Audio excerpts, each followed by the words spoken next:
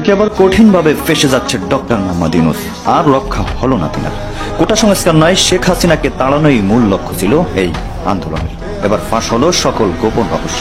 ভাবছিলাম যে কুসুম কুসুম সমালোচনায় কাজ হবে, কিন্তু না, এরা এত অপদার্থ, এত গণবিরোধী যে এদের সাথে হাসিনার মতো আচরণ করতে হবে বলে মনে হইতেছে। আমি বারবার বলতেছি না, এরা যে লাইনে আগাইতেছে, ক্ষমতাবানকে সেই একই তেল, গণমানুষকে সেই একই অবজ্ঞা, দেশের মানুষ সম্পর্কে সেই একই ধরনের ন্যূনতম ধারণা না থাকা।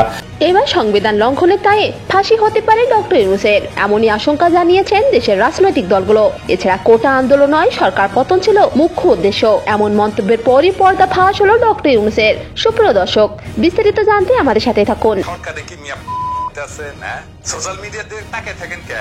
রাষ্ট্র তো হাতে দিয়ে দিছি, এই রাষ্ট্রের রিসোর্স নিয়ে পয়সা আপনারা পাবেন, আর আমরা ঘরের খেয়ে বনের মোস্তারে সোশ্যাল মিডিয়া আপনাকে কামলা খাটবো।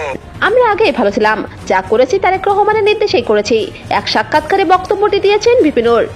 আগেই ভালো ছিলাম, তো হাসিনাই ভালো ছিল। তারেক রহমান টাকা দিয়েছে জামাত ছাত্রদলের শিবিরদেরকে। আপনারা মেট্রো রেল ভাঙচুর করেছেন, অগ্নিসংযোগ করেছেন।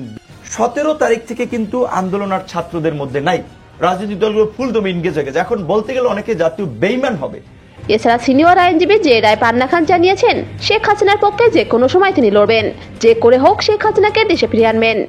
16 বছরে যা হয়েছে 3 মাসে তুলনামূলকভাবে বেশি হয়েছে। যদি সুযোগ হয় শেখ হাসিনার পক্ষে করব। সুপ্রিয় দর্শক, রাজনৈতিক বিশেষজ্ঞদের মতে খুব দ্রুতই শেখ হাসিনা দেশে ফিরবেন। মানে হোয়াট ইজ হ্যাপনিং, আপনার ইচ্ছা মতন করতেছেন। মনে হইতেছে this is your social business, মনে হইতেছে ইট ইজ গ্রামীণ ব্যাংক। এটা জমিদারি না, কোন তত্ত্বাবধায়ক সরকারকে জমিদারি দেওয়া হয় নাই। এটা অন্তর্বর্তীকালীন সরকারকে বুঝতে হবে যে আপনারা গণ অভ্যুত্থানকে ধারণ করছেন না টিসিবির ট্রাকে দেওয়ার মধ্য দিয়ে।